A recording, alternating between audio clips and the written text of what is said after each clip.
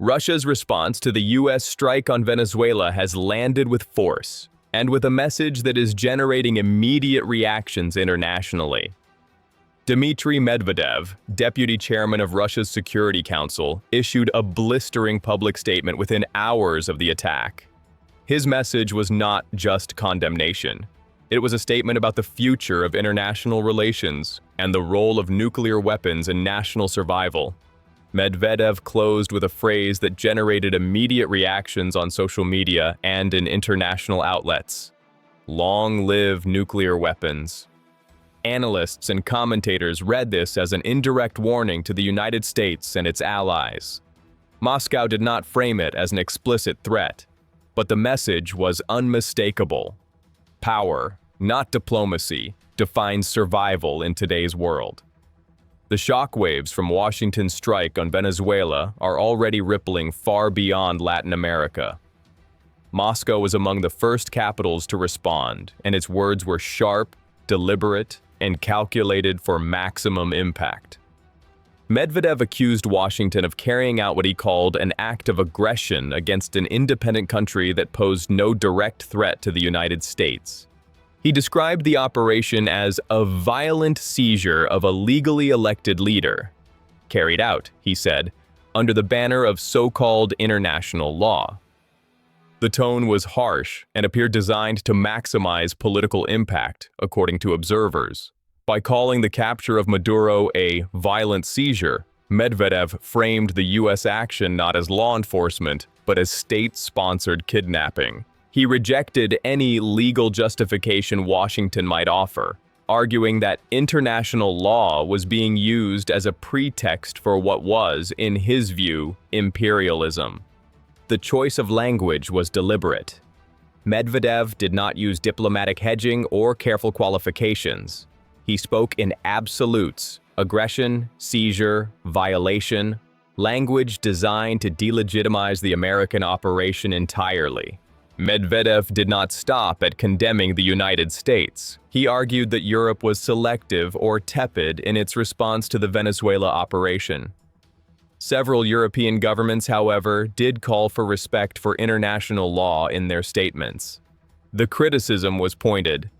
Europe, Medvedev suggested, claims to uphold international law and sovereignty, but applies those principles selectively depending on who is doing the violating. Medvedev then turned his focus elsewhere, mocking Ukraine's leadership and accusing Washington of misdirected priorities. His remarks were aimed at both Kiev and its Western backers. The implicit message: if the West can intervene in Venezuela, why does it lecture Russia about Ukraine? If Washington can capture a foreign leader and bomb a capital city, what moral authority does it have to criticize Moscow? This line of argument is familiar from Russian diplomacy. Moscow has long accused the West of hypocrisy, of invoking international law when convenient and ignoring it when not. Venezuela, in Medvedev's framing, is the latest and most dramatic example. But it was Medvedev's final conclusion that drew the most attention globally. He argued that the events in Caracas prove one thing above all else: that any country wishing to protect itself must strengthen its military to the maximum. According to Medvedev, the only guarantee against foreign intervention is a nuclear arsenal. This is a stark message. Medvedev is essentially telling the world that diplomacy, treaties, and international institutions cannot protect a nation. Only raw military power, specifically nuclear weapons, can deter intervention. The logic is brutal in its simplicity. Venezuela had oil, Venezuela had sovereignty, Venezuela had international recognition. None of it mattered. What Venezuela did not have was a nuclear arsenal, and now its president is in American custody. Medvedev ended his statement with a phrase that generated immediate international commentary. "Long live nuclear weapons," he wrote. Analysts and commentators read this as an indirect warning. Moscow did not formulate it as an explicit threat, but the implication was clear. The phrase is provocative by design. It celebrates the very weapons that the international community has spent decades trying to limit and control. It reframes nuclear arsenals not as existential threats to humanity, but as the ultimate guarantee of national survival. If Medvedev's logic gains traction, the implications could be significant. That argument could be used by other governments as an example of why they prioritize military deterrence. This runs counter to the non-proliferation goals the international community has pursued for decades, and it comes from one of the most senior security officials in Russia. Understanding who Medvedev is helps explain why his statement matters. Dmitry Medvedev served as president of Russia from 2008 to 2012, during which time Vladimir Putin served as prime minister. He is now deputy chairman of Russia's Security Council, one of the most powerful positions in the Russian government. Medvedev is considered a close ally of Putin. In recent years, his public statements have become increasingly hawkish, particularly regarding the West and the conflict in Ukraine. His statements are widely understood to reflect, if not official Kremlin policy, at least a strain of thinking within Russia's security establishment. When Medvedev speaks about nuclear weapons, the world pays attention. The "long live nuclear weapons" statement is consistent with a pattern. Medvedev has repeatedly invoked nuclear threats in the context of Western actions that Russia opposes. His rhetoric has escalated significantly since the start of the Ukraine conflict.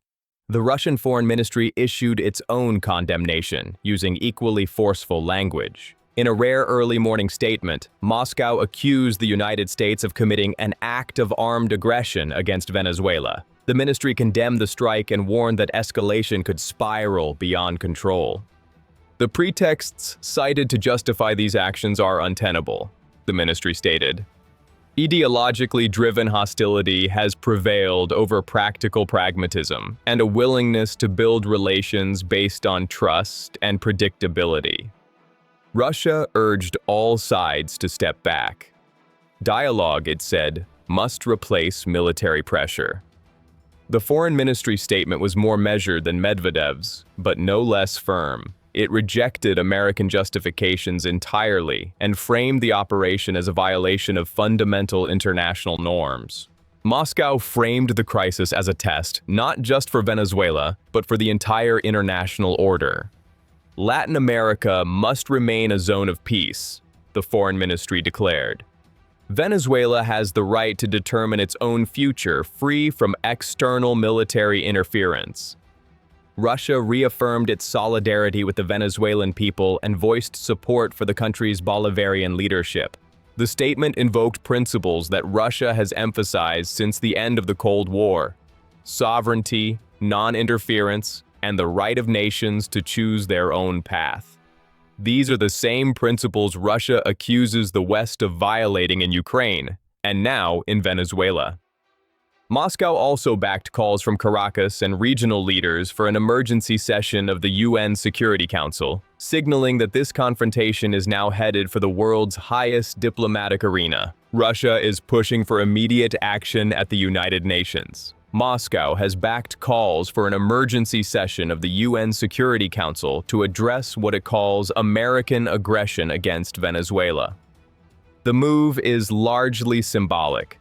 The United States can veto any resolution condemning its actions, but it will force a public debate on the legality and consequences of the operation.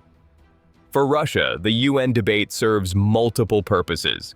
It provides a global platform to condemn American actions. It highlights what Moscow sees as the dysfunction of international institutions. And it reinforces the narrative that the rules-based international order is applied selectively.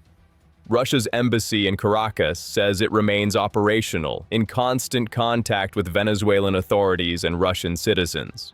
Moscow reports no casualties among Russian nationals for now, but the warning stands. From Moscow's view, this is no isolated strike. It is a dangerous precedent. The operation that triggered Russia's response was significant in scale. The U.S. named the mission Operation Absolute Resolve. U.S. officials said more than 150 aircraft participated, and that Maduro was captured during the operation. Trump said U.S. forces captured Maduro at or near a safe house and removed him from the country along with First Lady Cilia Flores. The operation began around 2 a.m. local time in Caracas. Explosions were reported across the capital. Power outages affected multiple neighborhoods. Eyewitnesses described low-flying aircraft and missile-like strikes. Trump said the U.S. would run Venezuela temporarily until a safe transition, without detailing how that would work. He called the military action extraordinary. The logistics of Maduro's transfer reveal the scale of American planning. After capture, Maduro and his wife were taken to a U.S. Navy ship offshore before being flown to the United States. The use of a Navy vessel as an intermediate step suggests careful operational planning. It allowed U.S. forces to secure the prisoners before the long flight to American soil. A Department of Justice official said Maduro arrived in New York and that his first appearance in federal court is expected soon. Videos showed a convoy arriving at the Metropolitan Detention Center in Brooklyn. They face charges of narco-terrorism and cocaine trafficking, based on indictments from 2020 that have been updated. Trump confirmed the operation's success and outlined American intentions. Trump said the United States would run Venezuela temporarily until a safe transition, without providing details on how that would be implemented. He said the focus would be on repairing Venezuelan oil infrastructure, a statement that critics say confirms the resource extraction motive that Venezuela and its allies have alleged. Trump also issued a warning to other members of the Chavista government, signaling that the operation against Maduro may not be the end of American action. The statement about oil infrastructure was particularly significant. Venezuela possesses the world's largest proven oil reserves, often estimated around 300 billion barrels or more. Critics argue this, not drug trafficking, is the true motivation for American intervention. The strikes caused chaos across Venezuela's capital. Attacks hit Caracas, Fort Tiuna military base, La Carlota air base, and other sites. Explosions were reported across the city beginning around 2 a.m. local time. Venezuela declared a state of emergency. Defense Minister Vladimir Padrino Lopez ordered full deployment of the armed forces and called on troops to stand firm. Eyewitnesses described missile-like strikes, low-flying aircraft, and power outages across parts of the capital. The night sky was illuminated by explosions. Fires broke out in multiple locations. The strikes hit not only military targets, but also, according to Venezuelan officials, residential areas populated by civilians. Authorities said they were gathering information on casualties. Regional leaders responded with alarm. Colombia's President Gustavo Petro said he was following with concern reports of explosions and unusual aerial activity over Caracas. The statement was significant given that Colombia does not recognize the Maduro government. Yet its president chose to express concern about the military action. The response reflected broader Latin American anxiety about the implications of American military intervention in the region. If the U.S. can strike Venezuela, other governments wonder who might be next. Colombia shares a long and porous border with Venezuela. It hosts millions of Venezuelan refugees. Any escalation in Venezuela directly affects Colombian security. Venezuela's Vice President Delcy Rodriguez denounced what she called a kidnapping and demanded the immediate release of Maduro and Flores. She called the capture illegal and illegitimate and convened an emergency National Defense Council with all branches of government. The only president of Venezuela is President Nicolás Maduro, Rodriguez declared, making clear that the government does not recognize his removal. Rodriguez announced that all elements of Venezuelan national power had been activated. The military deployed throughout the territory, security agencies mobilized, and civilian supporters ready to take to the streets. She warned the world, "What they did to Venezuela today can be done to just anyone." Venezuela's foreign ministry issued a formal condemnation, framing the attack as resource theft. The objective of this attack is none other than to seize Venezuela's strategic resources, particularly its oil and minerals, attempting to break the nation's political independence by force, the ministry stated. The ministry accused the U.S. of violating the UN Charter, particularly Articles 1 and 2, which enshrine respect for sovereignty and prohibit the use of force. They will not succeed, the statement declared. After more than 200 years of independence, the people and their legitimate government remain steadfast in defense of sovereignty. The ministry rejected what it called an attempt to impose a colonial war and force regime change in alliance with the fascist oligarchy. Venezuela invoked its right to self-defense under international law. In strict adherence to Article 51 of the United Nations Charter, Venezuela reserves the right to exercise legitimate defense to protect its people, its territory, and its independence, the Foreign Ministry stated. Article 51 recognizes the inherent right of states to individual or collective self-defense if an armed attack occurs. Venezuela is now formally claiming that right. The ministry called on the peoples and governments of Latin America, the Caribbean, and the world to mobilize in active solidarity against what it called imperialist aggression. It concluded by invoking Hugo Chavez. In the face of any circumstance of new difficulties, no matter how great, the response of all patriots is unity, struggle, battle, and victory. Interior Minister Diosdado Cabello also addressed the nation from Caracas. Speaking after assessing damage from overnight strikes, Cabello described the American action as a heinous criminal attack and a brutal terrorist attack. "Stay calm," he told Venezuelans. "Let no one fall into despair. Let no one make things easier for the invading enemy, for the terrorist enemy who attacked us cowardly." He framed the crisis as part of Venezuela's long history of struggle. This is not the first struggle, not the first battle that these people have faced. Some have undertaken this believing they will defeat us, believing they will tarnish the honor and dignity of the soldier, the police officer, the everyday Venezuelan. This is not the first time we have managed to survive all these circumstances. Defense Minister Vladimir Padrino Lopez delivered a military address calling the attack the most criminal military aggression in Venezuelan history. This invasion represents the greatest outrage the country has ever suffered, driven by the insatiable greed for our strategic resources, he declared. Padrino Lopez announced full military mobilization. "We will activate across the entire spectrum of the national geographic space, the full operational readiness through the massive deployment of all land, air, naval, riverine, and missile resources." He vowed resistance. "They have attacked us, but they will not break us. United soldiers and people, we will form an indestructible wall of resistance." Beyond the air campaign, unconfirmed reports circulated about ground operations. Unverified footage online shows what is claimed to be American forces at Venezuelan ports. In some videos, locals are heard screaming references to Marines. Unconfirmed reports suggest U.S. ground forces may have landed on Venezuelan islands or coastal areas.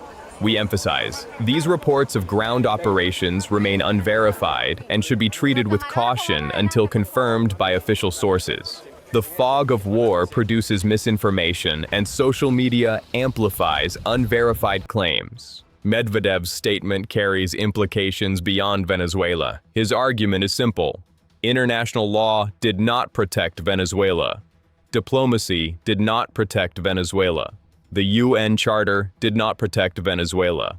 Only military power, specifically nuclear weapons, can guarantee sovereignty. That argument could be used by other governments as an example of why they prioritize military deterrence. Iran, North Korea, and others may point to Venezuela as validation. The risk is that nations conclude the only defense against intervention is maximum military strength, including nuclear capability. This is the opposite of the non-proliferation framework the international community has built over decades. And it comes at a moment when that framework is already under strain. The events in Venezuela raise fundamental questions about the international order. If the United States can capture a foreign head of state based on domestic indictments, what does that mean for sovereignty? If military power can override legal protections, what incentive do nations have to follow the rules? These are the questions governments around the world are now asking, and Medvedev has provided one answer: nuclear weapons. Whether other nations accept that logic and what they do about it will shape international relations for years to come. The crisis is far from over. Maduro is in American custody, facing prosecution in New York. Venezuela's government vows resistance. Russia circulates nuclear rhetoric. The UN Security Council is set to meet. Medvedev's words, "Long live nuclear weapons," hang over all of it. The operation in Venezuela removed one leader, but it may also have accelerated a more dangerous dynamic, a perception that only nuclear arsenals can protect nations from the fate of Nicolas Maduro.